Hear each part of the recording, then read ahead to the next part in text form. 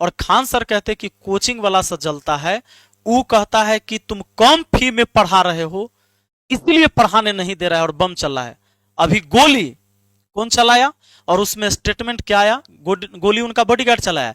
Statement ये आया कि गोली इसलिए चलाता है, चला दिया कि मतलब हम कम फीस में पढ़ाते हैं और ज्यादा रिजल्ट आता है इसलिए। ये बात आप जाके कपिल शर्मा शो में बोलते हैं, ये बात जाकर आप अमिताभ बच्चन के शो में जाकर बोलते हैं केबीसी में कि हम कम फी में पढ़ाते हैं इसलिए वहां पर बम पटक दिया।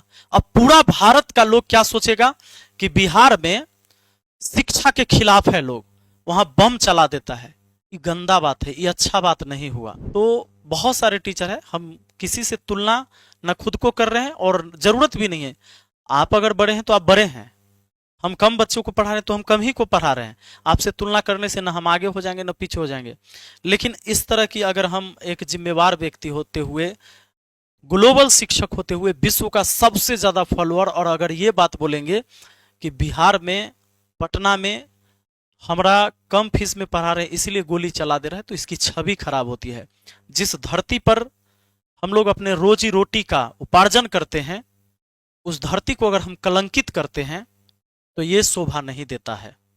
मुझे लगता है इस मुद्दे पर, खासकर इस टॉपिक पर खान सर को माफी मांग लेना चाहिए कि मुझे टंग मिस्टेक हो गया, मैंने कुछ गलती बोल दी, मुझे नहीं बोलना चाहिए था। आप हमारे मित्र हैं और मैंने कई बार आपसे कहा भी है कि बरबोलापन हमेशा नहीं करना चाहिए, कभी कभी हो जाता है, पर कुछ ऐसे मैटर सीरियस हो जाते हैं जिसका उम्मीद खान सर को भी नहीं रहा होगा, या आप सब जानते हैं।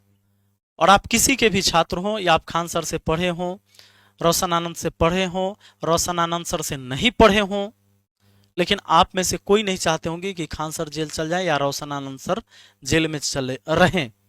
और ये हम शिक्षक भी नहीं चाहते हैं, क्योंकि इसका मजा कोई और लूटता है।